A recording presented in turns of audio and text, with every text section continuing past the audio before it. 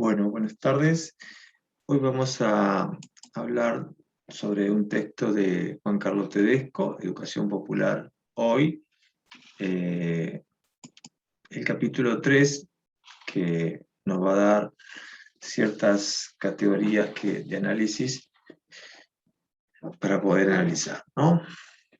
En general, lo que intenta transmitir este texto es reconocer todos los cambios que se han producido durante las últimas décadas a partir de los medios de comunicación, digamos, ¿no? Y el papel que juegan los medios de comunicación en la cultura y en la familia, digamos, ¿no?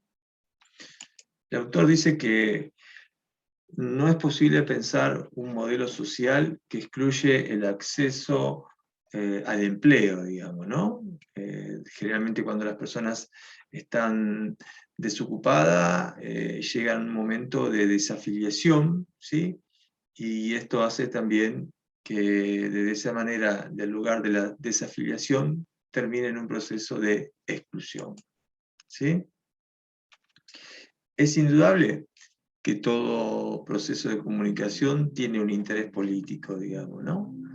Y esto se instaura fundamentalmente de la lógica de la voluntad hegemónica de los grupos a los cuales pertenece, digamos, ¿no?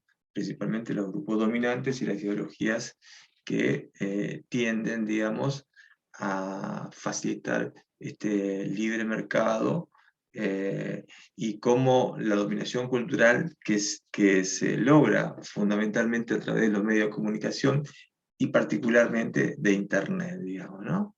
Es decir, que uno cree que tiene libertad para elegir o buscar información, cuando en realidad la información que se presenta es lo que estos medios hegemónicos quieren que las personas consuman, digamos, ¿no? En general, dentro de esta posición, la persona cree actuar con libertad, pero en realidad está supeditado, digamos, a lo que estos medios consideran que sea relevante aprender para que tenga una actitud extremadamente pasiva y que deje de ser, digamos, ciudadano crítico para ser meramente un consumidor, digamos, ¿no? Existen distintos medios de dominación y control. La televisión es uno, el Internet es otro medio, digamos, eh, y en el mundo globalizado, estas modalidades, digamos, de adquisición de conocimiento, donde el alumno es meramente un cliente, este proceso de aprendizaje colectivo, digamos, no desarrolla un pensamiento crítico, sino que digamos, facilita lo que se conoce como meramente una actitud pasiva de consumidor, digamos, ¿no? Eh, Acá, en el campo de lo educativo, digamos, hay que pensar lo que plantea Dominic Bolton sobre las nuevas tecnologías de la información, digamos, ¿no? ¿Qué es lo que va a decir él? Que en realidad estos medios de comunicación tienen como finalidad dar acceso para ingresar a este mundo globalizado, donde las individualidades se pierden y los sujetos, entre comillas, pensamos, consumimos y vestimos y sobre todo miramos los diferentes series de televisión que ellos consideran es conveniente que los sujetos consuman, digamos, ¿no? Esto uno puede pensar, bueno, pero acá tiene que ver con la libertad del consumidor. No, no existe tal libertad. En realidad, ellos muestran lo que quieren que uno consuma, digamos, ¿no? Y uno cree tener la posibilidad de elegir cuando en realidad está supeditado al uso de la información y del control de los consumidores, digamos, ¿no? Por supuesto que tienen un fin político esto. ¿Cuál es el fin político que lleva? Y fundamentalmente que la persona no se desarrolle en el campo de lo intelectual, que sus libertades se vean limitadas y se constituya nada más y nada menos que en un cliente, digamos, ¿no? Eh, por eso es importante, digamos, desde el punto de vista de la educación, entender a quiénes obedecen y qué papel juegan los medios de comunicación. Ojo, no estoy diciendo, ni el autor tampoco lo plantea, en términos de que el uso de Internet o el uso de la televisión es algo en sí peligroso. Me parece que en realidad lo que uno debe entender que el mal uso y la poca capacidad de crítica sobre lo que se ve es lo que uno puede caernos en esta situación de aprender a no pensar, digamos, ¿no? Esto hay que pensarlo en un mundo globalizado caracterizado por el capitalismo, digamos, ¿no? Es decir, que estas formas de dominación cultural lo que hace es construyen relaciones mercantilistas. ¿Sí? ¿Qué quiere decir? Si yo tengo plata, puedo acceder a más o menos recursos, y esos recursos no están al alcance de todos, sino que están limitados para un grupo de clases que tiene un cierto nivel y que pueda acceder a esos recursos. Es decir, que estos modos globalizados de cultura dominante también conllevan una situación de exclusión. ¿Sí? Eh, Hoy, por ejemplo, lo que antes se consideraba como parte del folclore, digamos, ¿no? Las cosas que se constituían en los barrios, los, los bailes, los actos conmemorativos de las fiestas patrias, el arte, la guitarra, la danza, hoy esto pasa a ser utilizado como un instrumento cultural. Y generalmente en ese instrumento cultural se va como rompiendo la identidad de cada región, es decir, que se nos muestra como una cultura, la cultura que generalmente es o europeizante o norteamericana, digamos, ¿no? Todo lo que tiene que ver con lo nativo, con lo originario, con lo identitario de una región, digamos, no se conoce o no se lo posiciona como un lugar cultural. Por eso también tenemos que entender que los medios de comunicación utilizan todos estos recursos a través de la comercialización, ¿no? Y a la adquisición de lo que se considera que es relevante, el arte, la cultura, la música, pero un arte y una cultura que generalmente no tiene que ver con las culturas regionales, digamos, ¿no? Y siempre que se muestran estos aspectos, se los enfoca generalmente del lugar de entretenimiento, ¿no? O de diversión personal, pero no como un acervo de experiencias y culturas ancestrales, sino simplemente como una forma que sea algo, si se muestra es para que la gente se divierta, no para que aprenda, digamos, ¿no? Es decir, que los productos culturales ya dejan de tener existencia por sí mismas, ¿sí? Pierden esa capacidad histórica y permanente que han tenido a lo largo de la historia, ¿sí? Dejan de producirse como fenómenos endógenos, es decir, como fenómenos propios de cada región, sino que empiezan a ser reproducidos desde otro punto de vista, ¿no? Como artilugios culturales para ser vistos o para ser sentidos, digamos, ¿no? Se ha perdido en ese proceso esa transmisión cultural generacional, es decir, de los adultos que les transmiten sus experiencias de vida, sus conocimientos, porque ahora ya no juega un papel tan importante los adultos, en este caso estamos hablando de padres a niños, ¿no? Para que los medios tengan mayor peso en esto y en definitiva se lo vayas iniciando en el proceso de la mercantilización y del consumo, digamos, ¿no? Por eso tenemos que ser críticos y cuestionadores cuando pensamos estos aportes de la comunicación y de los medios de comunicación, porque esta aparente libertad que se nos muestra, como bien dice, es una aparente libertad, digamos, ¿no? En general, lo que lo lleva a estos modos de consumo es un mayor nivel de dependencia, ¿sí? Y fundamentalmente de pérdida de normas, como lo que se conoce como las anomias, digamos, ¿no? Las faltas de normas. Es decir, que en todo ese proceso, fundamentalmente en estos últimos 20 años, lo que se ve es una pérdida de transmisión de valores intergeneracionales, digamos, ¿no? Y esto está sostenido desde el capitalismo, digamos, ¿no? Porque lo que intenta hacer el capitalismo a nivel cultural, dominar no necesariamente con lo económico, sino también con la cultura. La cultura es una forma también del ejercicio de la dominación, entre comillas, que se instala y que se toma como tal, digamos, ¿no? Y cuando la cultura viene de afuera, se rompe con la continuidad histórica de los lazos del pasado, ¿no? Se diluye esta idea de la continuidad y aparece todo como nuevo y como fundacional. Lo viejo, lo anterior, lo pasado no importa, lo importante es el presente.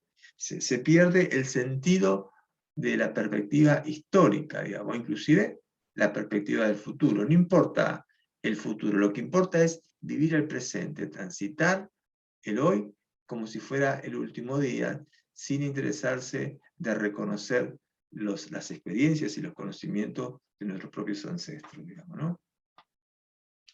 Margaret Mead, que es una antropóloga, bueno, ya fallecida, ha estudiado los procesos culturales y ha llegado a tres categorías básicas que son importantes conocer, digamos, en este proceso de adquisición de conocimientos y cultura.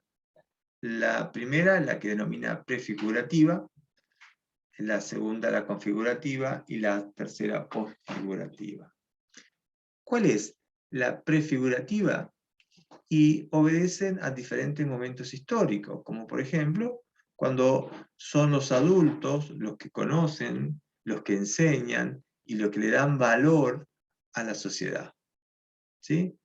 En la configurativa ya no son los adultos, sino son los propios jóvenes. ¿Sí? En general, en esta, digamos, en la segunda instancia, los jóvenes y los adultos aprenden juntos, digamos, ¿no? Es decir, que están en un proceso de reconstrucción permanente. Yo te enseño, yo te comprendo, pero también aprendo con mi hijo, digamos, ¿no? Y el tercero tiene que ver fundamentalmente donde son los jóvenes, y esto se ve particularmente en las últimas décadas, lo que saben. Lo que saben sobre determinadas tecnologías o sobre determinados saberes, donde los adultos, por lo general, se consideran analfabetos de conocimientos tecnológicos, digamos, ¿no? Por eso, todos estos procesos de interacciones permanentes y de aprendizaje van generando también y abren la puerta a otro tipo de vínculos y de relaciones complejas, que por supuesto son diferentes, porque los contextos son también diferentes. ¿Sí? Es por eso que en estas nuevas modalidades de interacción con el otro, los sistemas institucionales empiezan como no hacerse cargo de las personas, digamos, ¿no? Es decir, no se busca que las personas sean autónomas, pensantes y críticas, digamos, ¿no? Sino que a su vez tengan a cumplir, aceptar y hacer lo que necesitan sin importarle lo que la sociedad en cierta forma nos admite, digamos, para vivir como ciudadanos, digamos, ¿no? En general, estos discursos pueden caer después en actitudes totalitaristas, digamos, ¿no? Es indudable que estas diferencias culturales terminan naturalizando la desigualdad, ¿sí? Fundamentalmente, si pensamos en los estudios sobre el genoma humano, vemos esto también, ¿no? Es como que se buscó un cierto grado de reconocimiento, de lograr un gen que identificara la inteligencia y la capacidad intelectual como un elemento central, cuando en realidad después, posteriormente, esto se demostró que no era tan así, digamos, ¿no? Es decir, y también en esta idea biologicista como un gen de la desigualdad, marca también las diferencias de las clases sociales, digamos, ¿no? Porque en definitiva habría clases sociales que tienen poder, que tienen control, y que por ser, digamos, de una posición económica, están en mejor posición que los otros, y esto, entre comillas, los posiciona desde un lugar evolutivo más avanzado, digamos, ¿no? En detrimento de los que nos tienen, digamos, ¿no? Por eso hay que tomar y entender que si bien existen relaciones de asimetría en esos vínculos, estas no tienen por qué ser siempre así, sino que también pueden ser cuestionadas, digamos. En esta sociedad moderna, digamos, se apela a la no capacidad de autogestión, ¿sí? A la poca capacidad de autocrítica, ¿no? Y sobre todo, que esto casi se piensa como algo imposible porque es parte del capital genético que nos han hecho creer o convencer, digamos, ¿no? Bien, esta idea también del componente del capital genético nos trae como una pequeña paradoja, ¿no? Por un lado, las relaciones familiares se construyen en un sistema democrático, donde ya no hay un valor donde el adulto es el que transmite, enseña o determina los valores actuales de la sociedad, sino que en definitiva ya hay una relación de simetría, ¿no? Y esto también es bastante cuestionado, digamos. La familia no es una relación simétrica, no es una relación democrática, perdón. La familia yo creo que es un elemento muy vertical, donde hay adultos que en cierta forma tienen la obligación de cuidar, proteger, brindar los cuidados necesarios para el crecimiento y el desarrollo de sus hijos, digamos, ¿no? Pero en esta sociedad moderna se los pone tanto los niños como los adultos en un lugar de simetría, digamos, ¿no? Y esto también después vemos las consecuencias en los problemas actuales, ¿no? Eh, no hay, digamos, posibilidad de diálogos en estas relaciones porque cada uno está ensimismado en sus problemas. El uso, por ejemplo, también del celular como una forma de comunicación, pero a su vez que no permite la verdadera comunicación entre los seres humanos, digamos, ¿no? Por supuesto que esto también repercute en la educación, ¿no? Y se ve un abismo muy grande entre los adultos y los jóvenes porque generar una brecha digital, ¿no? Es indudable que también la tecnología y el avance de la ciencia fue generando cambios en las configuraciones de la familia, ¿no? Y la escuela tampoco puede estar exenta de estos procesos de cambio, porque en definitiva ya la televisión, las tecnologías de la información influyen en los procesos de aprendizaje, ¿sí? El acceso a las nuevas tecnologías está íntimamente asociado al ingreso económico. Hoy el que maneja los distintos medios de comunicación y utiliza y sabe idioma, digamos, tiene más posibilidades de acceder a otras realidades que aquellos que no lo pueden, digamos, ¿no? Pero no todos tienen la suerte o la posibilidad de tener un acceso pleno, ¿no? Esta diferencia cultural entre los que acceden y a los que no acceden genera justamente una brecha digital, digamos, ¿no? Y esto lo plantea también un estudio del mundo de las telecomunicaciones, ¿no? Que en un informe del 2002 refiere las diferencias que hay en los países desarrollados y subdesarrollados con respecto a el uso de las tecnologías y de Internet, digamos, ¿no? Sabemos que los países subdesarrollados como los nuestros, como los países de Latinoamérica, no todos pueden acceder a Internet y lo mismo ocurre en los países como en África, digamos, ¿no? O países también como puede pasar en los países como Cuba, por ejemplo, que no todos pueden acceder, por más que hay ciertos estándares de vida de calidad, pero que también el control hace que se limite el acceso, digamos, ¿no? Es decir, que el acceso a la tecnología está concentrado al nivel de ingreso que poseen las personas y al escaso desarrollo educativo de determinadas poblaciones que no tienen acceso a esos recursos, digamos, ¿no? Eh, por eso el autor en este capítulo marca como elemento importante eh, el papel protagónico que tiene la escuela, digamos, en su rol de formación, pero también en esta doble función, el de valorizar las tecnologías de la comunicación, pero también cuestionar desde un pensamiento crítico qué es lo que se transmite, qué cultura y qué se entiende cuando hablamos de una cultura normativizante, digamos, tomado de los países centrales, digamos, ¿no? Que dentro del capitalismo se tiende a mostrar esas culturas como un modelo a seguir, digamos, ¿no? Sin entender en cuenta que los países pobres como los nuestros, en general, están así a raíz de la sobreexplotación que han tenido a lo largo de la historia desde los gobiernos fundamentalmente es imperialista, digamos, ¿no? Por eso hay que tener en cuenta que estos procesos, no solamente las tecnologías y la ciencia inciden en los procesos cognitivos de aprendizaje, sino que también inciden en los factores culturales, ¿no? Es por eso que la escuela tiene que tener este nuevo desafío para lograr justamente empezar a modificar algo de esas tecnologías y hacer su buen uso y no tenerlo como algo bastante crítico y negativo, digamos, ¿no? Ustedes van a tener un texto de Roxana Mandurquis, que habla también, un poco ampliando esta mirada de Tedesco, sobre los medios de comunicación y la escuela.